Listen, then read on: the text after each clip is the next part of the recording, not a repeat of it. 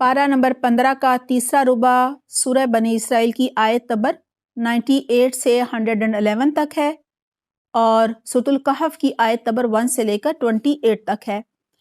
سب سے پہلے بتایا جا رہا ہے کہ مشرکین کو آگ میں ڈالنے کی وجہ کیا ہوگی، کیوں ڈالا جائے گا۔ ذَلِكَ جَزَاؤُهُم بِأَنَّهُمْ كَفَرُوا بِآيَاتِنَا وَقَالُوا أَإِذَا كُنَّا عِظَامًا وَرُفَاتًا أَإِنَّا لَمَبْعُوثُونَ خَلْقًا جَدِيدًا۔ یہ بدلہ ہے یعنی آگ کا ان کی اس حرکت کی وجہ سے کہ انہوں نے ہماری آیات کا انکار کیا اور کہا کیا جب ہم صرف ہڈیاں اور خاک ہو کر رہ جائیں گے تو نئے سرے سے ہم کو پیدا کر کے اٹھا کھڑا کیا جائے گا، یعنی یہ کیسے ہو سکتا ہے کہ ہماری بوسیدہ ہڈیاں قیامت کے دن دوبارہ سے کھڑی ہو جائیں، ہم دوبارہ سے زندہ کر دیے جائیں۔ یعنی کتاب پر ایمان نہیں لا رہے تھے، نہ پڑھنا چاہتے تھے، نہ عمل کرنا چاہتے تھے، اور ان کا عقیدہ آخرت درست نہیں تھا، کوئی جواب دہی کی فکر نہیں تھی، لہٰذا کوئی بھی عمل ان کا آخرت کے لیے نہیں تھا، ایمان بھی تو نہیں تھا نا۔ کہا جا رہا ہے، اللہ تعالیٰ فرما رہے ہیں کیا ان کو یہ نہیں سوجا کہ جس اللہ نے زمین اور آسمانوں کو پیدا کیا ہے وہ ان جیسوں کو پیدا کرنے کی ضرور قدرت رکھتا ہے، اور ویسے بھی جب پہلی دفعہ پیدا کر دیا ہے تو دوبارہ زندہ کرنا کون سا مشکل ہے۔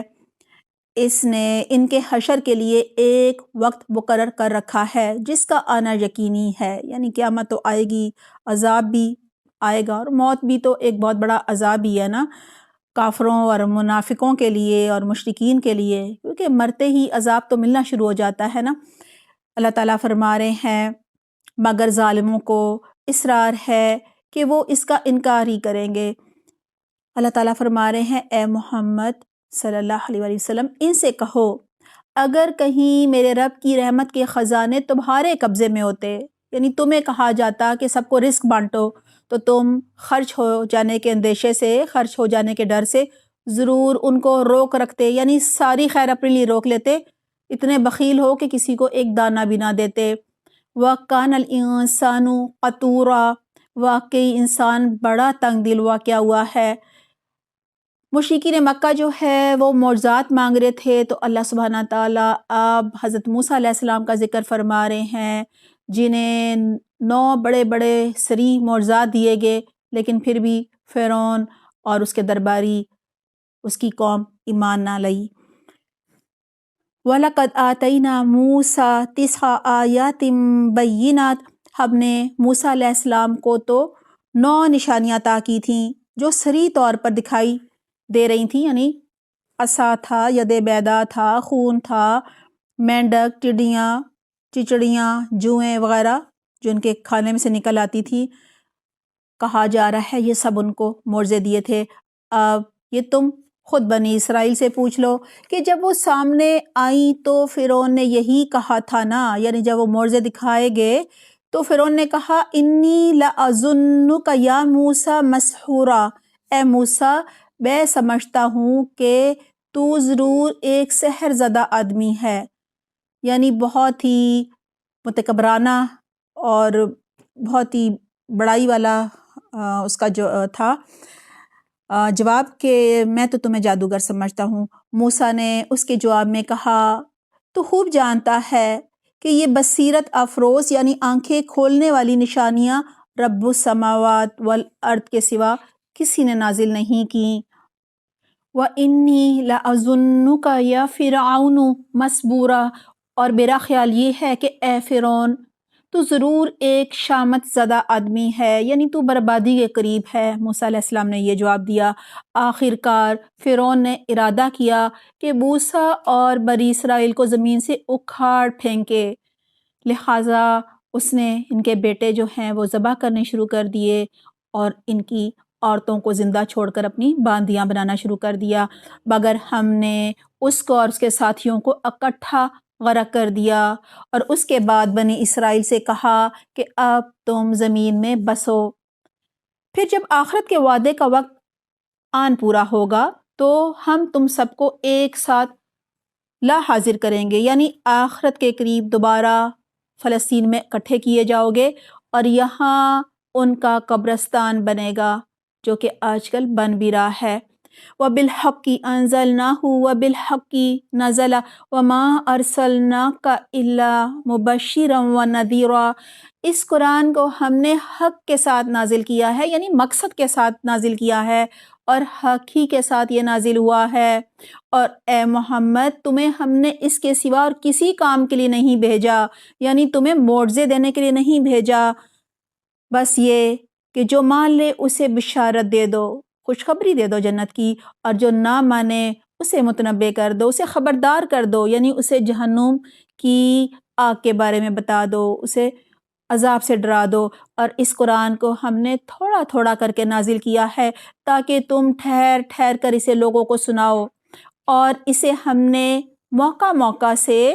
بتدریج اتارا ہے، یعنی موقع محل کے مطابق نازل کیا ہے تاکہ لوگوں کا ایمان بڑھے، لوگوں کا عمل سیاست بدلتا چلا جائے۔ واقعہ جو ہو رہے ہیں اس کے حساب سے جب قرآن کا نزول ہو تو واقعی یقین بڑھتا ہے، اور یہ 23 سال میں نازل ہوتا رہا۔ قُلْ آمِنُوا بِهِ أَوْ لَا تُؤْمِنُوا إِنَّ الَّذِينَ أُوتُوا الْعِلْمَ مِنْ قَبْلِهِ إِذَا يُتْلَى عَلَيْهِمْ يَخِرُّونَ لِلْأَذْقَانِ سُجَّدًا۔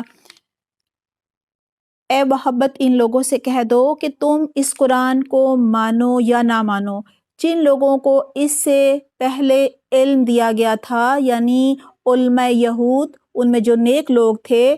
انہوں نے جب یہ قرآن سنا، یعنی انہیں جب یہ قرآن سنایا گیا تو وہ منہ کے بل سجدے میں گر گئے اور پکار اٹھے،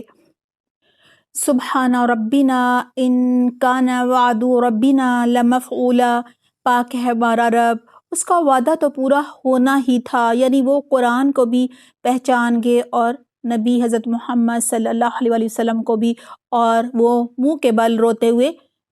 گر گئے، اور اسے سن کر ان کا خشوع، یعنی کہ قرآن سن کر ان کی عاجزی، ان کا خشوع اور بڑھ گیا۔ مشرکین مکہ کا ایک اعتراض یہ بھی تھا کہ یہ کیا، کبھی اللہ کہتے ہو کبھی رحمان کہتے ہو، ہم رحمان کو نہیں پہچانتے۔ اللہ سبحانہ تعالیٰ جواب دے رہے ہیں، قُلِ ادْعُوا اللَّهَ أَوِ ادْعُوا الرَّحْمَنَ، اے نبی ان سے کہو اللہ کہہ کر پکارو یا رحمان کہہ کر، جس نام سے بھی پکارو اس کے لیے سب اچھے ہی نام ہیں۔ اور اپنی نماز نہ بہت زیادہ بلند آواز میں پڑھو، نماز پڑھنے کا ادب بتایا جا رہا ہے، اور نہ ہی بہت پست آواز میں، یعنی ایسی آواز میں پڑھنا چاہیے اتنی آواز ہو کہ اپنے ہی کانوں کو سنائی دے۔ ان دونوں کے درمیان اوسط درجے کا لہجہ اختیار کرو، اور کہو تعریف ہے اس اللہ کے لیے جس نے نہ کسی کو بیٹا بنایا اور نہ کوئی بادشاہی میں اس کا شریک ہوا، یعنی کوئی اس کا ساجہ نہیں ہے، اور اللہ کو کوئی کمزوری نہیں ہے کہ وہ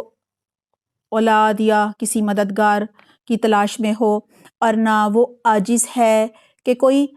پشتیبان، یعنی کوئی اس کا دوست، کوئی اس کا مددگار ہو، اور اس کی بڑائی بیان کرو، کمال درجے کی بڑائی۔ یہ آخری آیت سورۃ الناس کی ہم وزن ہے۔ کہا جا رہا ہے کہ اللہ کی تسبیح ہر چیز کر رہی ہے، لہٰذا ہماری بھی ذمہ داری ہے کہ ہم اللہ کی بڑائی کو پہلے مانیں، ٹھیک ہے نا، پھر ہی ہم اللہ کی بڑائی کریں گے نا، حمد کریں گے، تعریف کریں گے۔ اور صرف بڑائی، تعریف اور حمد اور عزت کافی نہیں ہے، وہ اس طرح پتہ چلتی ہے جب ہم اللہ کے ہر حکم کو سیکھتے ہیں اور عمل کرتے ہیں، یعنی اللہ کے قانون کو، اللہ کی بڑائی کو، اللہ کی شریعت کو نافذ کرو، اللہ کی بڑائی کا، اللہ کی شریعت کا زمین میں بول بالا کرو، اللہ کے حکم کو یہاں پہ نافذ کرو۔ اسی مقصد کے لیے اللہ نے ہمیں خلیفہ بنا کر بھیجا ہے، اشرف المخلوق ہمیں اسی لیے بنایا گیا ہے۔ اب ہم سورۃ الکہف کا آغاز کر رہے ہیں۔ مکی صورت ہے، 110 آیات اور 12 رکوع ہیں۔ اس میں بہت ہی خوبصورت ایمان افروز واقعات ہیں۔ اس کی پہلی 10 آیات حفظ کرنے والا دجال کے فتنے سے محفوظ رہتا ہے، اور آخری آیات کے بارے میں بھی ایسا ہی کہا جاتا ہے، ہر جمعے کو پڑھنے سے اگلے جمعے تک دور رہتا ہے، برکت و رحمت نازل ہوتی ہے، انسان فتنے سے محفوظ رہتا ہے، صحیح فیصلہ کرنے کے لیے ایک روشنی مل جاتی ہے، حکمت مل جاتی ہے، اور جس گھر میں یہ پڑھی جائے وہاں سکینت اور برکت آتی ہے۔ سب سے پہلے اللہ سبحانہ تعالیٰ کی حمد بیان کی گئی ہے اور اس کے بعد قرآن کے نزول کا مقصد بتایا گیا ہے۔ بسم اللہ الرحمن الرحیم، الحمد للہ الذی انزل علی عبدہ الکتاب ولم یجعل لہ عوجا۔ تعریف اللہ کے لیے ہے جس نے اپنے بندے پر یہ کتاب یعنی قرآن نازل کیا اور اس میں کوئی ٹیڑھ نہیں رکھا، یعنی کجی نہیں ہے، کوئی خامی نہیں ہے، سیدھا راستہ صراط المستقیم، جنت میں جانے والا ہدایت کا راستہ دکھانے والی ہے، ٹھیک ٹھیک سیدھی بات کہنے والی کتاب ہے، تاکہ وہ لوگوں کو اللہ کے عذاب سے خبردار کرے۔ عذاب سے مراد یہاں دجال کا فتنہ بھی ہے، سخت آزمائش ہوگی، جنگ ہوگی، اور ایمان لا کر نیک عمل کرنے والوں کو جنت کی خوشخبری دے دے کہ ان کے لیے اچھا اجر ہے جس میں وہ ہمیشہ رہیں گے، اور ان لوگوں کو ڈرا دے جو کہتے ہیں کہ اللہ نے کسی کو بیٹا بنا لیا ہے۔ یہاں یہود و نصارہ کے ساتھ مشرکین کا بھی ذکر ہے، کیونکہ وہ کہا کرتے تھے کہ فرشتے اللہ کی بیٹیاں ہیں۔ اللہ تعالیٰ فرما رہے ہیں اس بات کا نہ انہیں کوئی علم ہے، یعنی کوئی دلیل نہیں ہے، کوئی علم نہیں ہے، اور نہ ان کے باپ دادا کو تھا۔ بڑی بات ہے جو ان کے منہ سے نکلتی ہے، یعنی یہ جو شرک والی بات نکلتی ہے یہ بہت ہی بڑی بات ہے، وہ محض جھوٹ بولتے ہیں۔ اب حضرت محمد صلی اللہ علیہ وسلم کو تسلی دی جا رہی ہے، آپ کو غم ان کی جو بھی ان کی طرف سے تکلیف آ رہی تھیں، آزمائشیں آ رہی تھیں، ان کا نہیں تھا، بلکہ اس بات کا تھا کہ وہ گمراہی میں مبتلا ہیں، اخلاقی پستی میں ہیں، اور آپ صلی اللہ علیہ وسلم بہت ہی نرم دل اور خیر خواہ تھے۔ انہیں تھا کہ یہ کیوں خود اپنے آپ کو ہلاک کر رہے ہیں، یعنی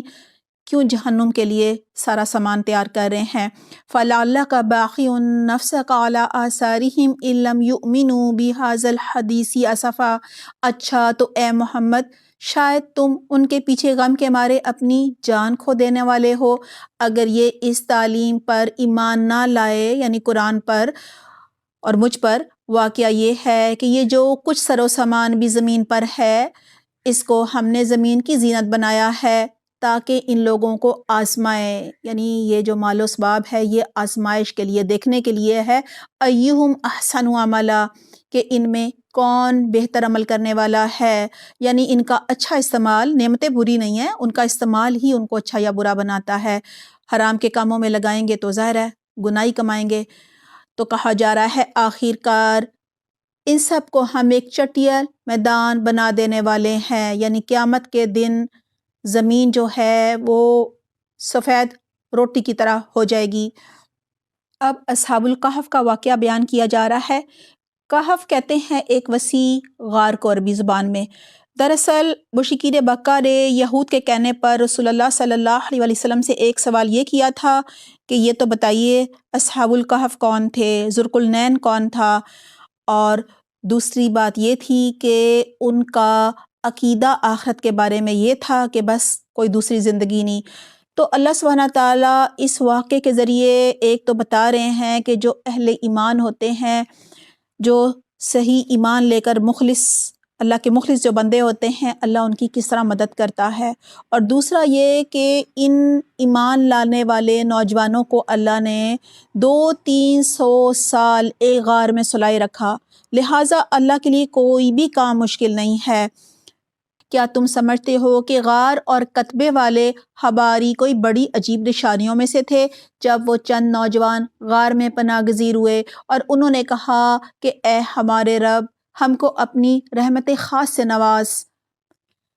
اور ہمارے معاملات درست کر دے، یعنی ہمیں عافیت دے، تو ہم نے انہیں اسی غار میں تھپک کر سالہ سال کے لیے گہری نیند سلا دیا۔ پھر ہم نے انہیں اٹھایا تاکہ دیکھیں ان کے 2 گروہوں میں سے کون اپنی مدت قیام کا ٹھیک شمار کرتا ہے، یعنی کون بتاتا ہے کہ ہم کتنا رہے۔ ہم ان کا اصل قصہ تمہیں سناتے ہیں۔ وہ چند نوجوان تھے جو اپنے رب پر ایمان لے آئے تھے اور ہم نے ان کو ہدایت سے ترقی بخشی تھی، یعنی ہم نے ان کے سچے دل سے ایمان لانے کی وجہ سے انہیں مزید ہدایت دی، ان کی حفاظت فرمائی۔ ہم نے ان کے دل اس وقت مضبوط کر دیے جب وہ اٹھے اور انہوں نے اعلان کر دیا ربنا رب السماوات والارض لن ندعو من دونہ الہا، اے ہمارے رب تو بس وہی ہے، ہمارا رب تو بس وہی ہے جو آسمانوں اور زمین کا رب ہے، ہم اسے چھوڑ کر کسی دوسرے معبود کو نہ پکاریں گے۔ اگر ہم ایسا کریں تو بالکل بے جا بات کریں گے، یعنی عقل سے خالی بات کریں گے۔ پھر انہوں نے آپس میں ایک دوسرے سے کہا، یہ ہماری قوم تو رب کائنات کو چھوڑ کر دوسرے خدا بنا بیٹھی ہے، یعنی کیسے شرک کر رہی ہے۔ یاتون علیہم بسلطان بین، یہ لوگ ان کے معبود ہونے پر کوئی واضح دلیل کیوں نہیں لاتے؟ آخر اس شخص سے بڑا ظالم اور کون ہو سکتا ہے جو اللہ پر جھوٹ گڑے؟ اب جب کہ تم ان سے اور ان کے معبودان غیر اللہ سے بے تعلق ہو چکے ہو، یعنی ان کے معبودوں کو چھوڑ چکے ہو، تو چلو اب فلاں غار میں چل کر پناہ لیں، تمہارا رب تم پر اپنی رحمت کا دامن وسیع کرے گا اور تمہارے کام کے لیے سر و سامان مہیا کرے گا۔ پختہ ایمان تھا ان کا۔ تم انہیں غار میں دیکھتے تو تمہیں یوں نظر آتا کہ سورج جب نکلتا ہے تو ان کے غار کو چھوڑ کر دائیں جانب چڑھ جاتا ہے، اور جب غروب ہوتا ہے تو ان سے بچ کر بائیں جانب اتر جاتا ہے، اور وہ ہیں کہ غار کے اندر ایک وسیع جگہ پر پڑے ہیں، یعنی اللہ تعالیٰ براہ راست دھوپ پڑنے سے انہیں بچا رہے تھے۔ یہ اللہ کی نشانیوں میں سے ایک ہے، جس کو اللہ ہدایت دے دے وہی ہدایت پانے والا ہے، اور جسے اللہ بھٹکا دے اس کے لیے کوئی ولی مرشد تم نہیں پا سکتے، کوئی مددگار نہیں پا سکتے۔ تم انہیں دیکھ کر یہ سمجھتے کہ جاگ رہے ہیں وہ، حالانکہ وہ سو رہے تھے۔ ہم انہیں دائیں بائیں کروٹ دلواتے رہتے تھے، کیوں؟ تاکہ بیٹھ سور نہ ہو جائیں، یعنی اللہ تعالیٰ جو ہیں وہ ان کی پوری حفاظت کر رہے تھے، اور ان کا کتا غار کے دہانے پر ہاتھ پھیلائے بیٹھا تھا۔ اگر تم کہیں جھانک کر انہیں دیکھتے تو الٹے پاؤں بھاگ کھڑے ہوتے، اور تم پر ان کے نظارے سے دہشت بیٹھ جاتی، یعنی کتے کو دیکھ کر دہشت زدہ ہو جاتے۔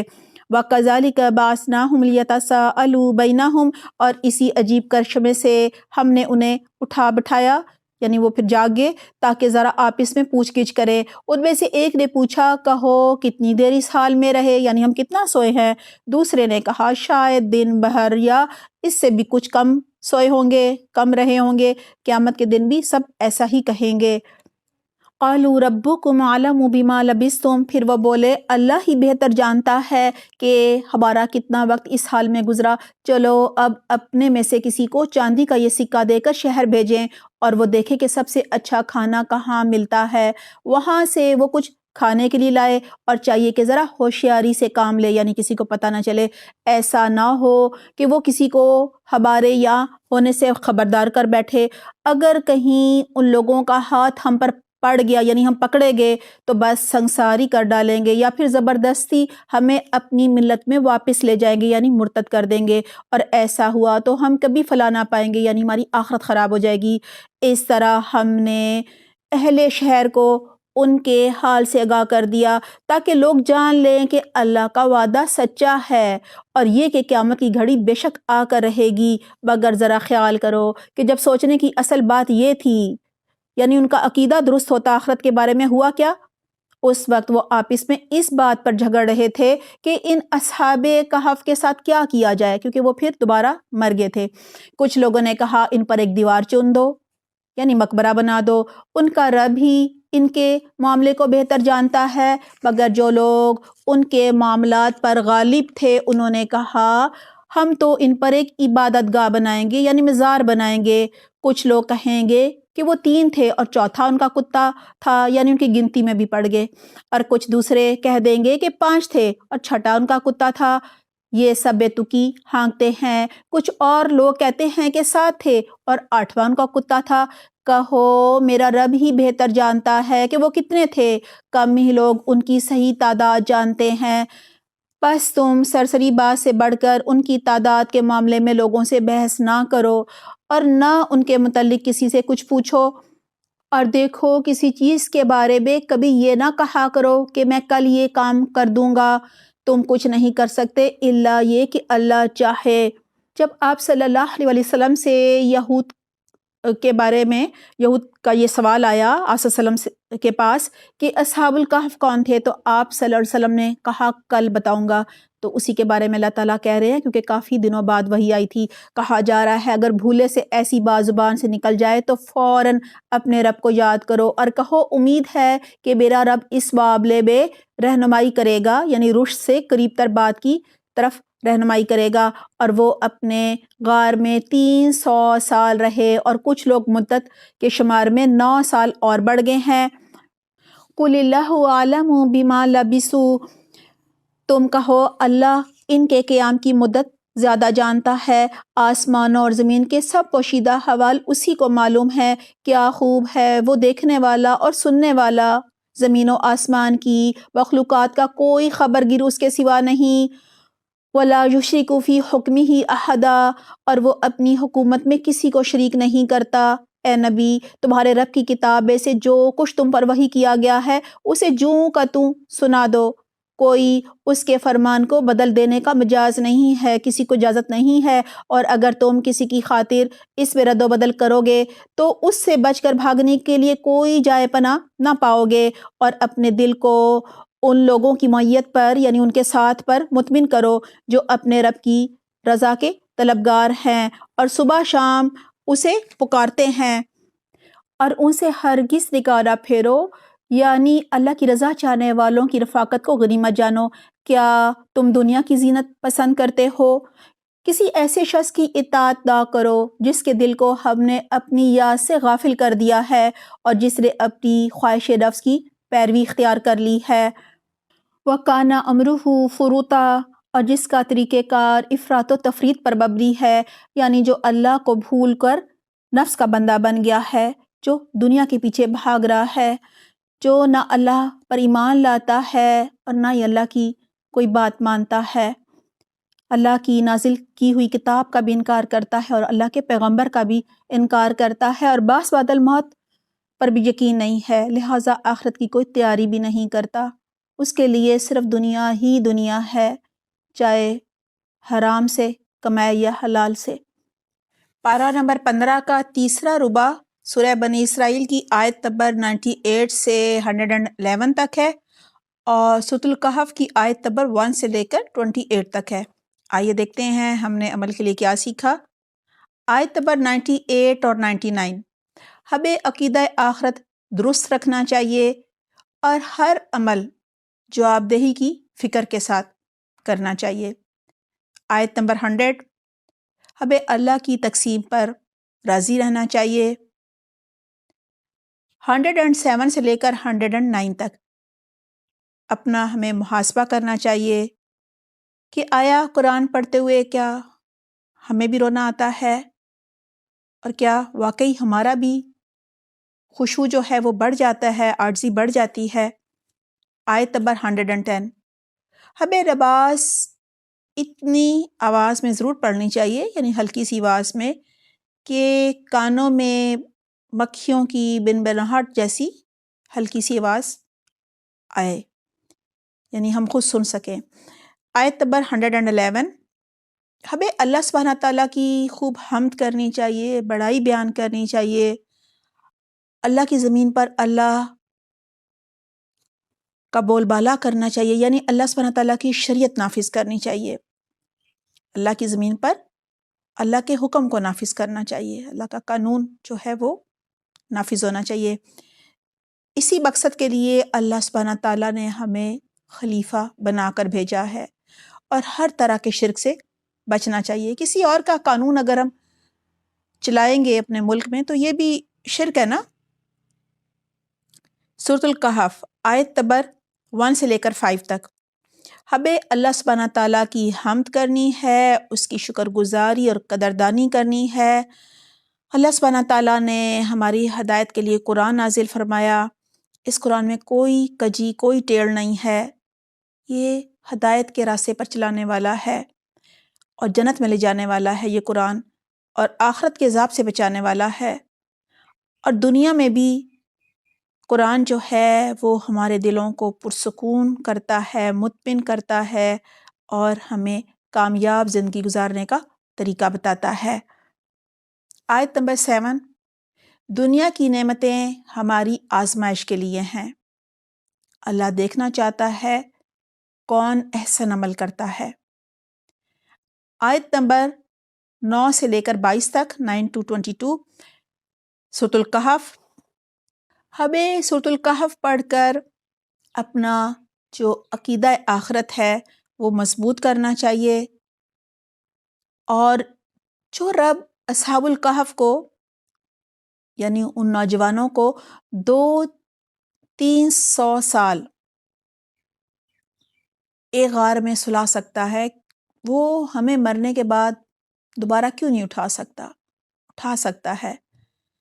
اس واقعے سے ہم نے یہ سیکھنا ہے، نہ کہ باقی فضولیات میں پڑھنا ہے کہ جی وہ کتنے تھے اصحاب الکہف، 2 تھے، 3 تھے اور چوتھا ان کا کتا تھا، یا پھر ان باتوں میں کہ جی اب مر گئے ہیں تو ادھر ہم مزار بنائیں یا کوئی کتبہ لگائیں، کیا کریں۔ آیت نمبر 23 اور 24، ہمیں کسی کام کے مستقبل میں کرنے کا کہنا ہو تو انشاءاللہ ضرور کہنا چاہیے۔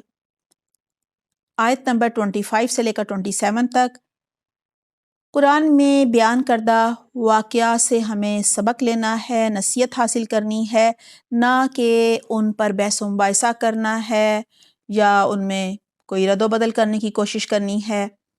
آیت نمبر